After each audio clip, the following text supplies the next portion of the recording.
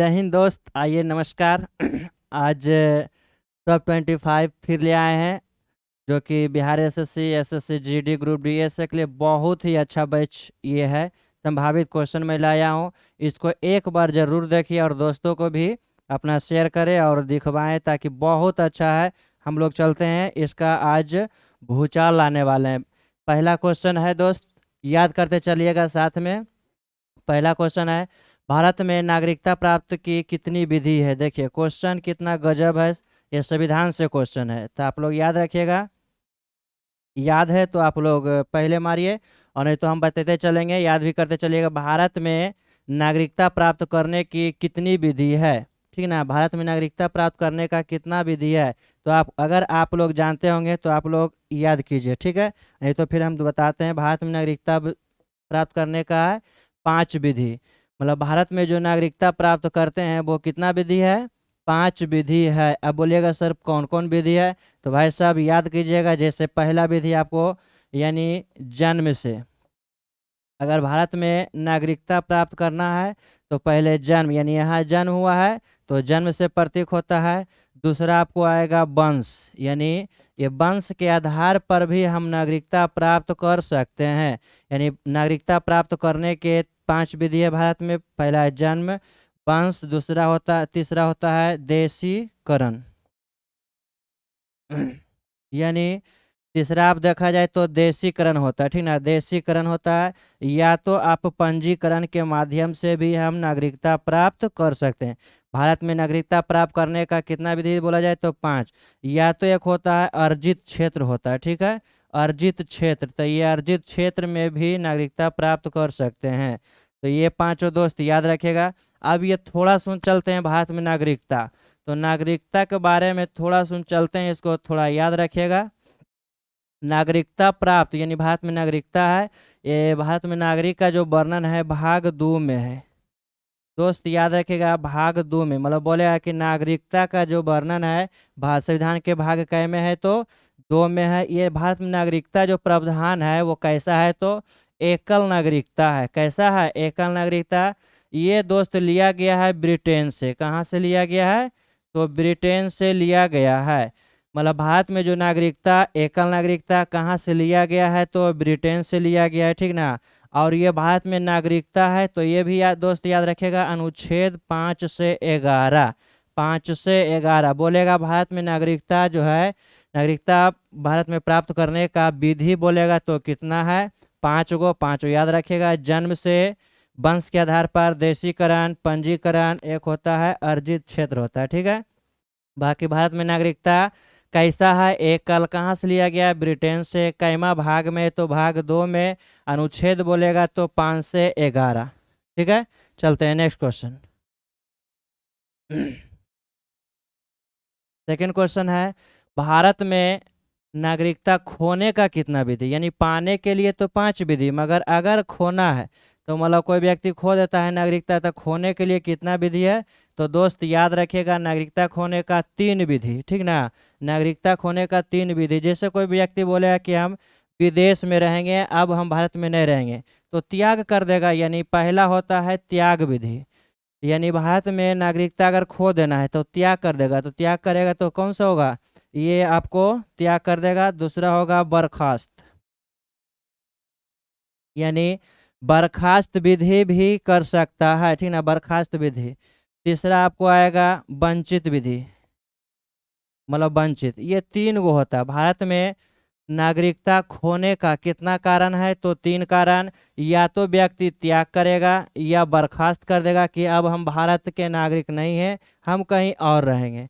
या वंचित विधि, कुछ प्रॉब्लम अगर होता है उसके साथ, कोई व्यक्ति जैसे अचानक घटना घटता है तो उसको मतलब ये वंचित कर देता है कि अब भारत के तुम नागरिक नहीं है, तुम खराब काम किया भारत में, इसलिए हम आपको वंचित कर देता हूँ कि आप भारत के नागरिक नहीं होंगे। तो दोस्त याद करते चलिएगा। नेक्स्ट क्वेश्चन चलते हैं। कृष्ण छिद्र ब्लैक होल, यानी ब्लैक होल का सिद्धांत, तो ये सब तो याद रखिएगा, ठीक ना। ब्लैक होल का सिद्धांत या कृष्ण छिद्र बोलते हैं, इसका संबंध ये किसने दिया था तो याद रखिएगा एस चंद्रशेखर, ठीक ना। यानी ब्लैक होल का सिद्धांत किसने दिया था तो एस चंद्रशेखर दिया था। एक होता है होमी जहांगीर भाभा, ये तो याद रखिएगा। भारत में परमाणु ऊर्जा का मतलब संस्थापक बोला जाता है तो H.G. भाभा, होमी जहांगीर भाभा। आगे क्वेश्चन है, नीति निर्देशक तत्वों का प्रकृति कैसा है? बहुत क्वेश्चन पूछा था पिछला बार, बिहार एसएससी में ये क्वेश्चन पूछा था और एसआई में पूछा था, ठीक है।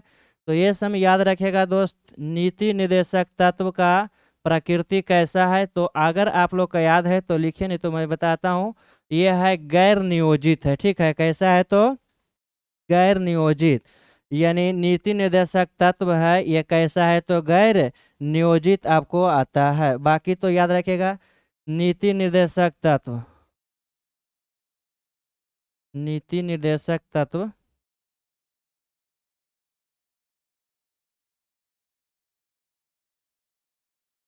चलिए याद रखिए,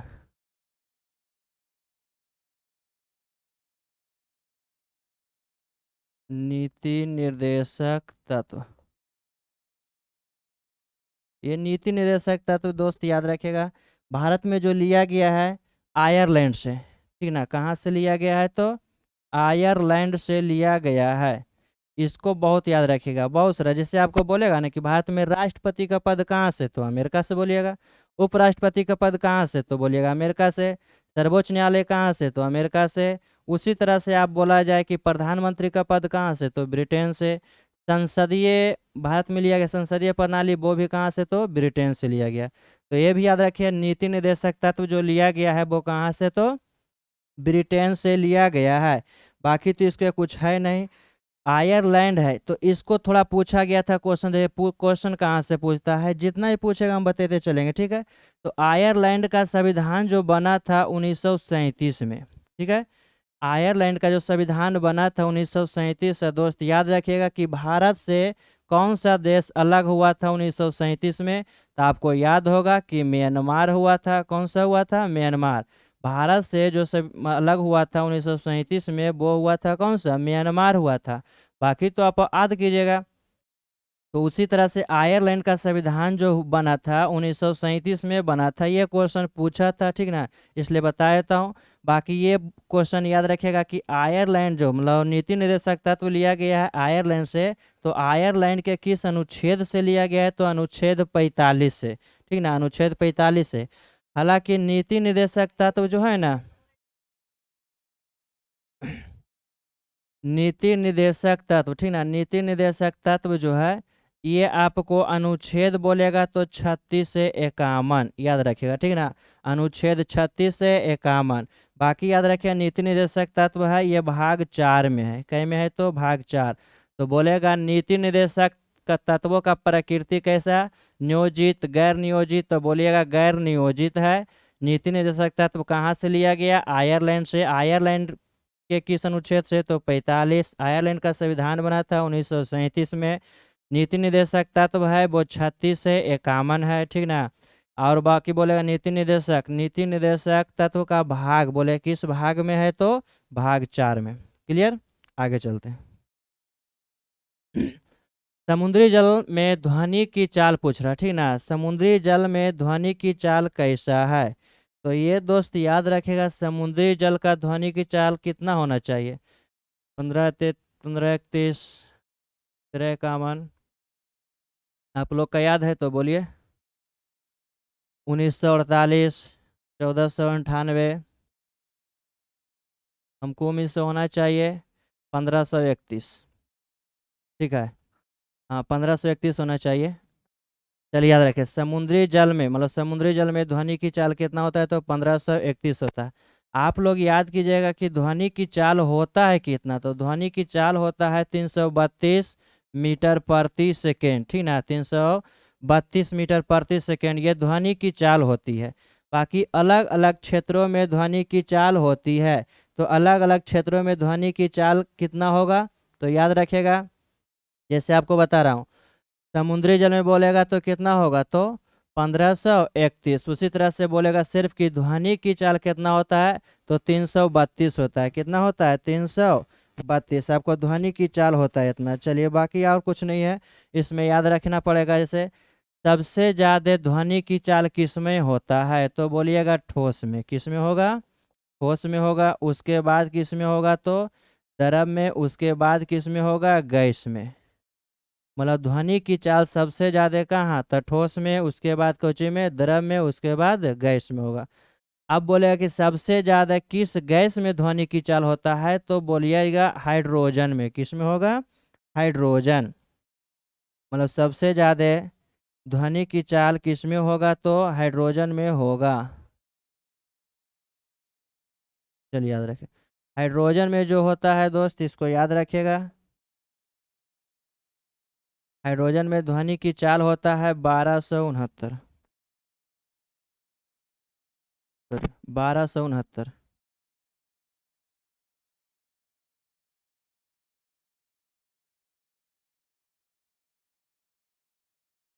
1269। चलिए याद रखें। उस तरह से दूसरा सबसे ज्यादा होता है हीलियम में। किस में होता है, हीलियम में। अब बोलेगा कि बताइए ठोस में सबसे ज्यादा किस में होता है, तो ठोस में याद रखिएगा आपको सबसे ज्यादा अगर होता है एल्युमिनियम में। किस में होगा, एल्युमिनियम में होता है 6420। कितना होगा तो 6420 होता है। मतलब एल्युमिनियम में ध्वनि की चाल जो होती है वो कितना होता है तो 6420 होता है। उसके बाद अगर बोला जाए तो निकेल में, यानी ठोस में सबसे ज़्यादा होता है एल्युमिनियम, निकेल में होगा कितना तो 6000 मीटर प्रति सेकेंड। 6000 मीटर प्रति सेकेंड। उसके बाद बोले किस में होता है तो स्टील में। स्टील में अगर बोला जाए तो ये होता है 5960। कितना होता है, 5960 होता है। तो दोस्त याद रखिएगा, ये आपको बोलेगा। अच्छा बोला जाए चंद्रमा पर ध्वनि की चाल कितना होता है, तो क्या बोलिएगा, जीरो। यानी चंद्रमा पर ध्वनि की चाल कितना होता है तो जीरो होता है। तो दोस्त याद रखिएगा, समुद्री जल में ध्वनि की चाल कितना तो 1531। अगला क्वेश्चन आगे है, फ्लोरीन में कार्बन की परमाणु कितना होता है। फ्लोरीन में कार्बन की परमाणु होता है दोस्त 60। याद रखिएगा, कार्बन ही फ्लोरीन में कार्बन की परमाणु कितना होता है तो 60। कार्बन तो याद रखिएगा, कार्बन, कार्बन है क्या तो एक अधातु है। बोलेगा कार्बन कौची है, एक अधातु है। कार्बन की परमाणु संख्या कितना होता है, 6 होता है। याद रखिएगा, कार्बन के अपरूप भी होता है, ठीक ना। तो कार्बन के अपरूप देखिएगा तो 4 गो पढ़ना पड़ेगा। ऐसे 2 गो जानते होंगे, हीरा और ग्रेफाइट, ठीक ना। हीरा और कुछ होता है, ग्रेफाइट होता है। तो ऐसे याद रखे 4 गो होता है, बाकी तो याद रखबे करेगा। जैसे आपको बोलेगा हीरा, एक होता है ग्रेफाइड। हीरा, ग्रेफाइड, हीरा और ग्रेफाइड। एक होता है ग्रेफाइन, ग्रेफिन होता है, ग्रेफिन। एक होता है फुलरीन, फुलरीन, फुलरीन। चलिए देख लेते हैं थोड़ा सा,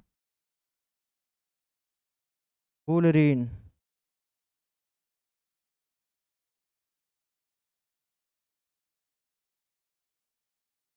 देखिए कार्बन के अप्रूव बोलेगा, कार्बन के अप्रूव कितना तो ये होता है, कार्बन के अप्रूव होता है 4 गो। 4 गो में याद रखिएगा।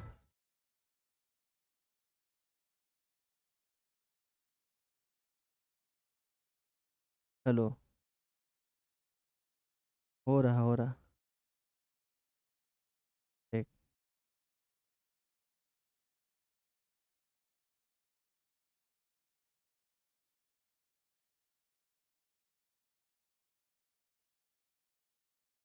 चलिए याद रखें, कार्बन के बोलेगा, कार्बन क्या है तो अधातु है, परमाणु संख्या 6 होगा। इसका अप्रूव 4 गो पड़ेगा, हीरा, ग्रेफाइड, ग्रेफिन और फ्लोरीन पूछेगा। ये पूछा था फ्लोरीन, इसका आकार होता है फुटबॉल की तरह।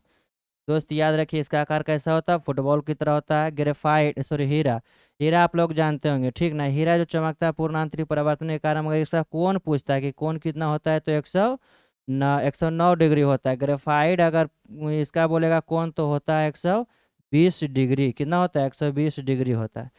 चलिए तो दोस्त बाकी जो आते रहेगा सारा चीज़ आपको बढ़ा बढ़ा कर, जैसे अबरी आएगा कार्बन तो उसके बारे में थोड़ा सुनाव जानेंगे, ग्रेफाइड आएगा उसके बारे में थोड़ा और चलते रहेंगे। इसलिए थोड़ा क्वेश्चन है तो इसको देखते हुए आगे चलते हैं।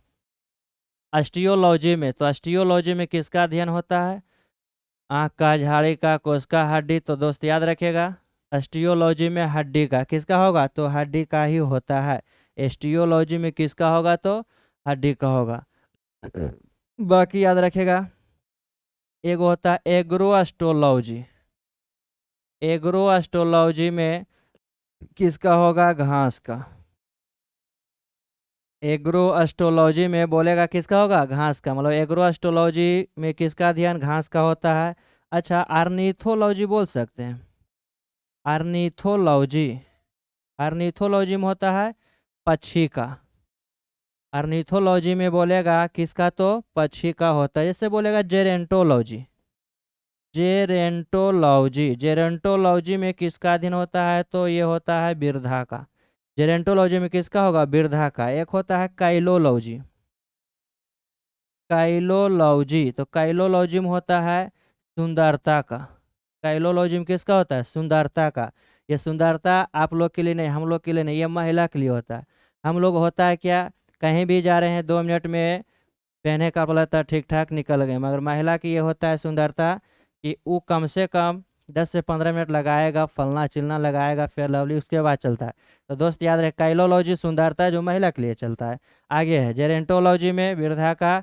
आर्निथोलॉजी तो ये होता है पक्षी का। एक होता है इक्थियोलॉजी, इक्थियोलॉजी, इक्थियोलॉजी में किसका, तो ये होता है मछली का। इक्थियोलॉजी मछली, बहुत सारा लॉजी है, लॉजी बहुत सारा, फिर आएगा तो फिर चलेंगे आगे। नेक्स्ट क्वेश्चन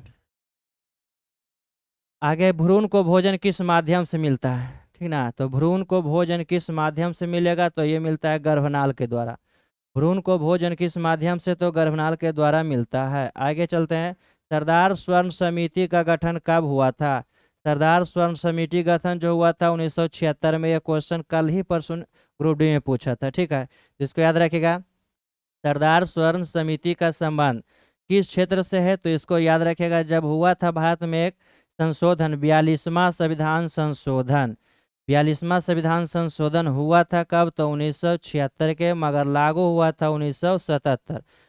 और ये हुआ था 42वां संविधान संशोधन हुआ था 1976 में किस समिति के तहत, तो ये हुआ था सरदार स्वर्ण समिति। ये दोस्त याद रखिएगा, बहुत पूछता है कि 42वां संविधान संशोधन जो हुआ था किस समिति के तहत हुआ था, तो सरदार स्वर्ण समिति। और सरदार स्वर्ण समिति का गठन कब हुआ था, 1976। 42वां भी हुआ था 1976। इसमें तो आप लोग याद रखिएगा कि लोकसभा और राज्यसभा होता है, रोज लोकसभा और राज्यसभा। तो ये लोकसभा और राज्यसभा का जो कार्यकाल था कितना बरस, तो 6 बरस। कितना बरस, 6 बरस। मगर एक हुआ 44वां संविधान संशोधन, ठीक ना।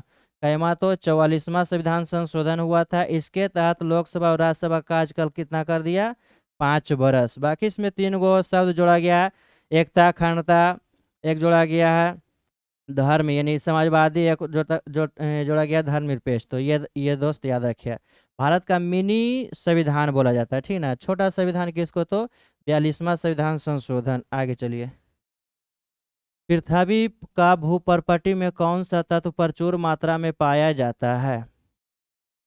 पृथ्वी का भूपर्पटी में कौन सा तत्व प्रचुर मात्रा में पाया जाता है, तो दोस्त क्या बोलिएगा आप, एल्युमिनियम, है ना। पृथ्वी भूपर्पटी पर सबसे ज़्यादा यानी सबसे ज़्यादा कौन सा तत्व पाया जाता है, तो याद रखिएगा क्या हो जाएगा, ये हो जाएगा आपको एल्युमिनियम। चलिए एल्युमिनियम होता है। और बहुत सारा आपको आएगा, जैसे बोलेगा एक होता है वायुमंडल, है ना, एक होता है ब्रह्मांड। ये पूछता है क्वेश्चन, ब्रह्मांड में सबसे ज़्यादा कौन सा तत्व, तो हाइड्रोजन।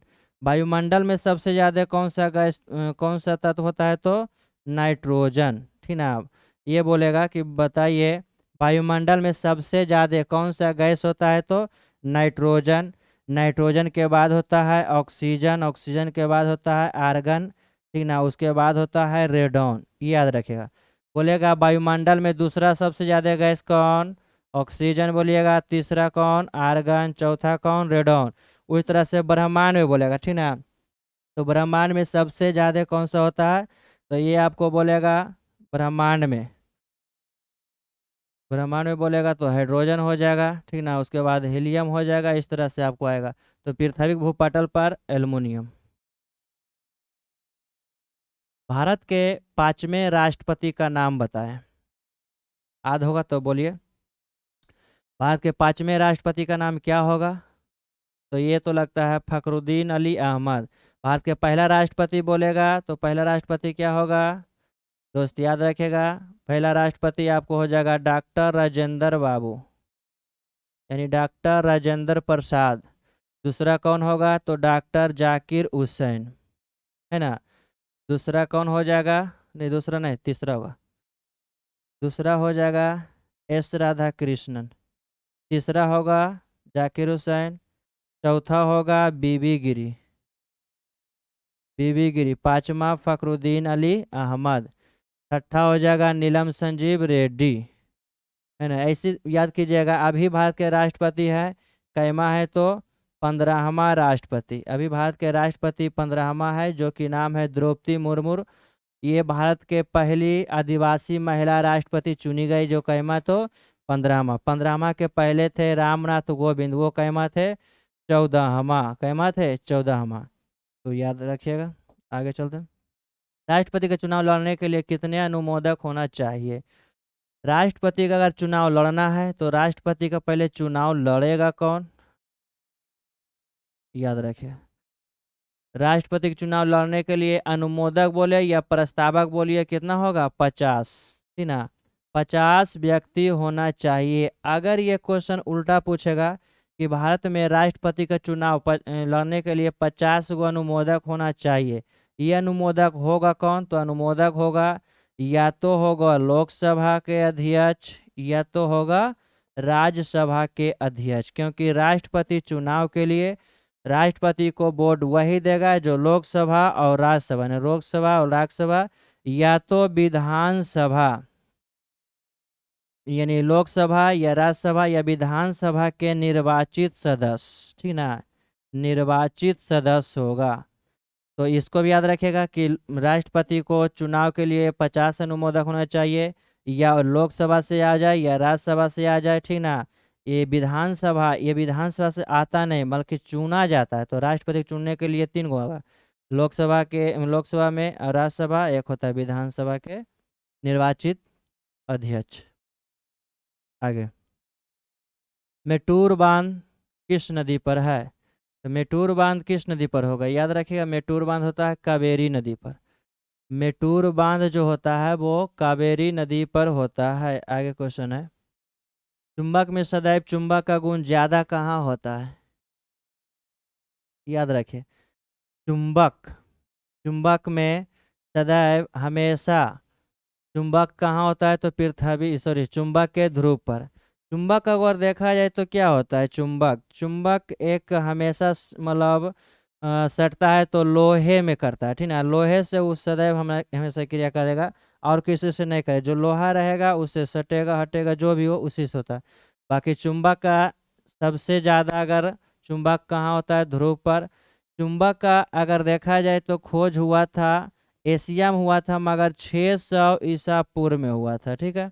600 ईसा पूर्व में हुआ था। एक पत्थर था जिसका नाम था मैग्नेटिक मैग्नेटिक पत्थर था, इसी में खोज हुआ था चुंबक के, जो एशिया के व्यक्ति ने ही किया था। और बाकी याद रखेगा, जो चुंबक होता है अगर इसको गर्म कर दिया जाए तो चुंबक क्या होगा? खत्म हो जाएगा।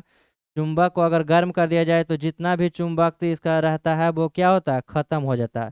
चुंबक को तोड़ दिया जाए, मतलब बोलेगा चुंबक को तोड़ने पर हमेशा क्या होता है? तो पूर्ण चुंबक प्राप्त होता है। यानी चुंबक को अगर तोड़ दिया जाए तो क्या होगा? पूर्ण चुंबक प्राप्त होता है। चलिए याद रखेगा। अच्छा ये वाला याद रखेगा, एक होता है कृत्रिम, यानी चुंबक बढ़ेगा तो एक होता है कृत्रिम चुंबक, एक होता है प्राकृतिक चुंबक। कृत्रिम चुंबक एक होता है क्या? प्राकृतिक चुंबक होता है। यानी एक होता है कृत्रिम चुंबक, एक होता है क्या? प्राकृतिक चुंबक होता है। तो कृत्रिम चुंबक जो बनाया जाता है लोहा एवं इस्पात से। इधर आइए, लोहा एवं इस्पात से। लोहा एवं इस्पात से बनाया जाता है।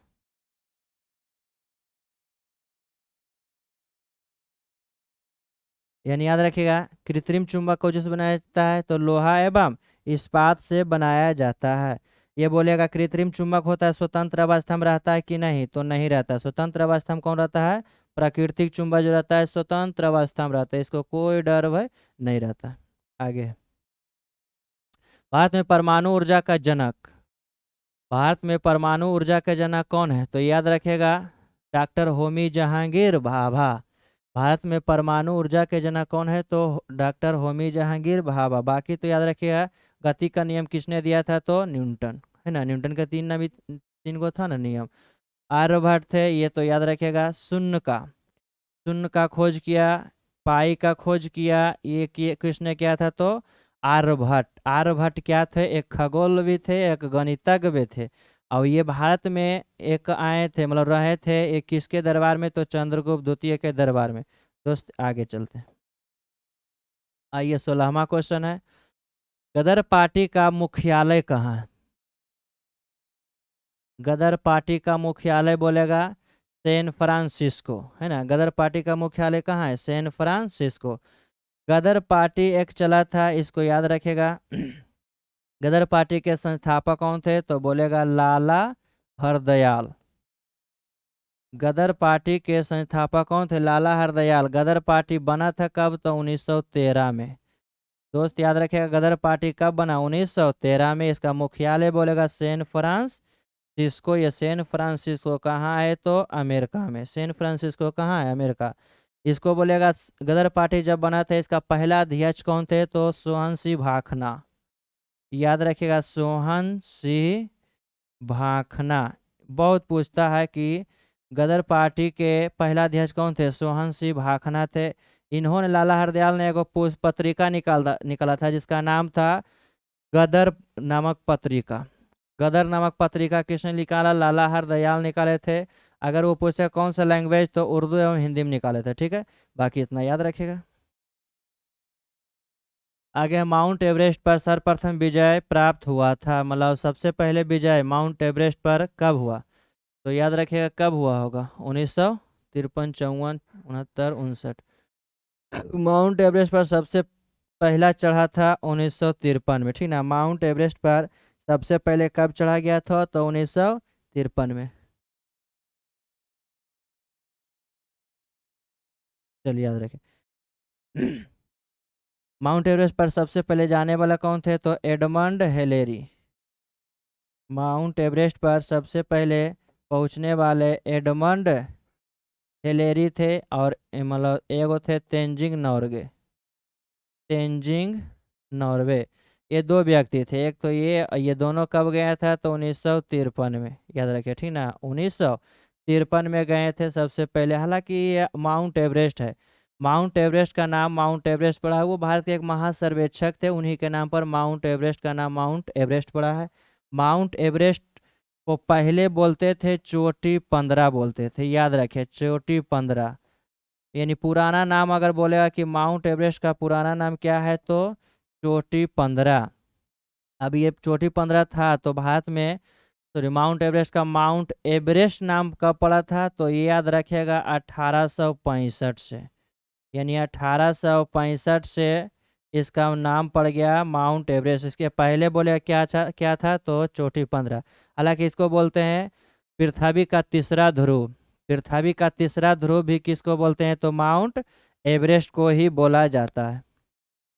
चलिए आगे, 18वां क्वेश्चन, कामागाटा मारू कांड का नेता गुरुदत्त सिंह किस राज्य के थे? यानी कामागाटा मारू कांड एक हुआ था, उसमें नेता थे गुरुदत्त सिंह थे, बाबा गुरुदत्त सिंह। किस राज्य के थे? तो क्वेश्चन देखिए क्या होता है। इसका आंसर बोलेगा पंजाब। यानी पंजाब के थे, इसको याद रखिएगा। कामागाटा मारू,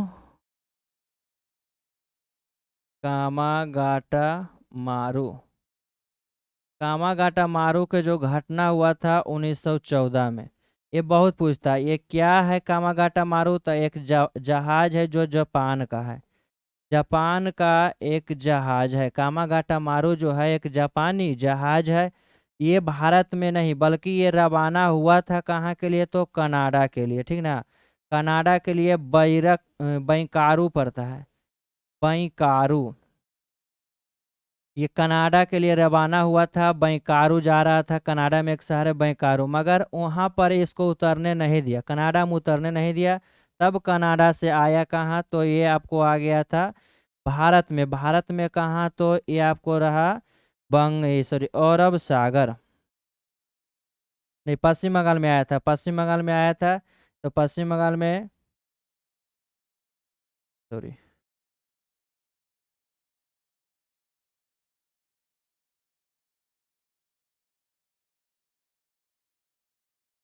क्या हुआ भाई।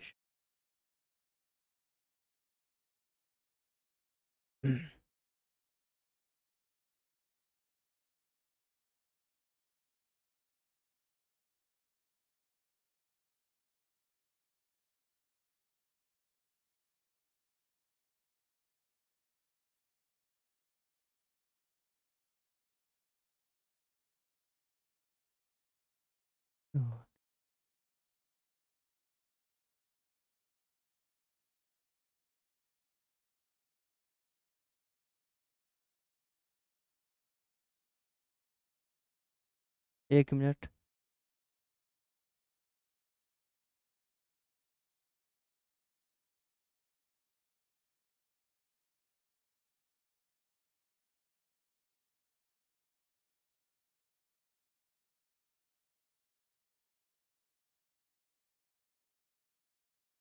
नहीं बोलो।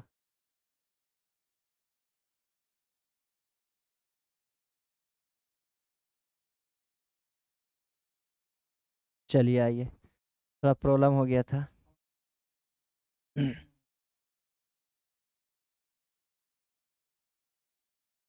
क्वेश्चन हम लोग चल रहे थे,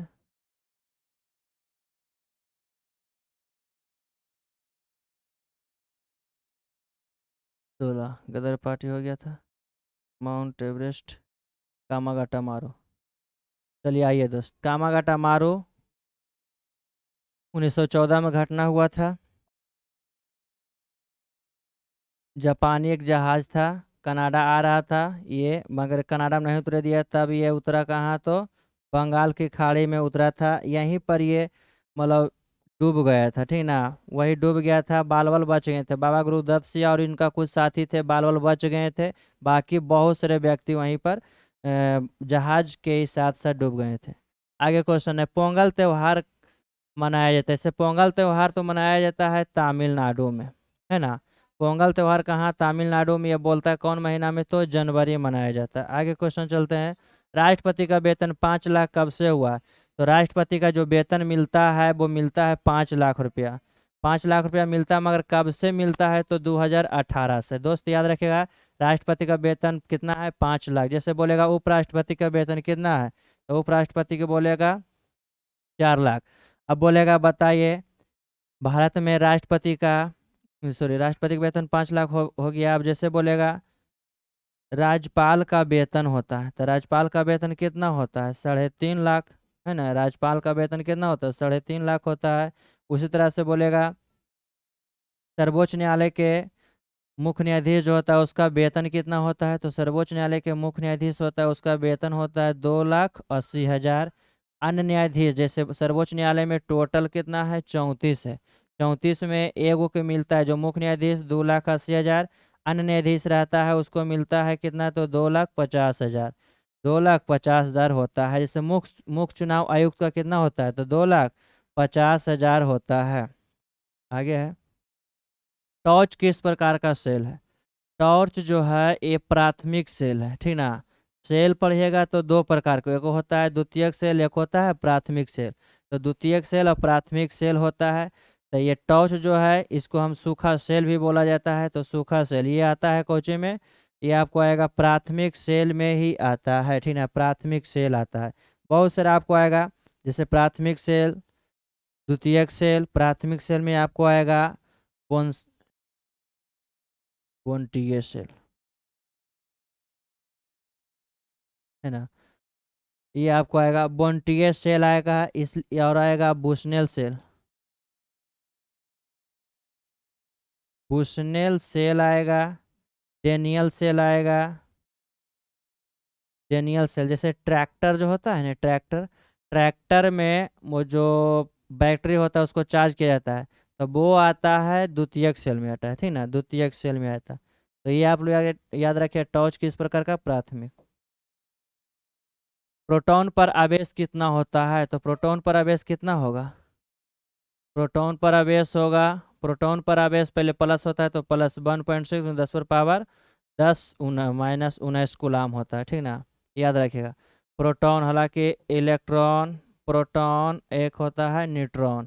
तो इलेक्ट्रॉन का खोज किसने किया था, तो आप लोग जानबे करते होंगे, चाइडविक। चलिए इसको देख लेते हैं।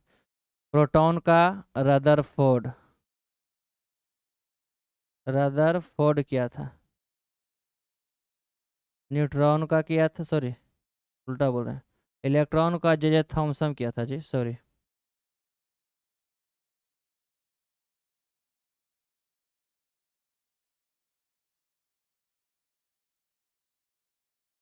इलेक्ट्रॉन का किया था जे जे थॉमसन, जे जे थॉमस किया था। न्यूट्रॉन का किया था चाइडविक, है ना, न्यूट्रॉन का किसने किया, चाइडविक। इलेक्ट्रॉन का खोज जो हुआ था 1800, सॉरी